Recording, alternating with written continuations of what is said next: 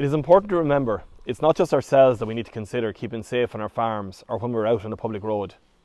As we move through Farm Safety Week, it is important that we also focus on protecting all those who may visit our farm and anyone we interact with while farming.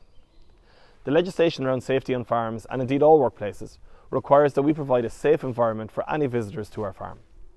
This includes vets, lorry drivers, families, friends, contractors, and so on. We as farmers must think about how our actions and our inactions may potentially impact any of these people who come onto our farms. As a farmer myself in Kildare, I am very well aware of the potential of the interactions with the public when we're farming. We need to ensure that we are keeping everyone safe by reducing the risks that we take while farming and ensuring that our own farms are as safe as possible.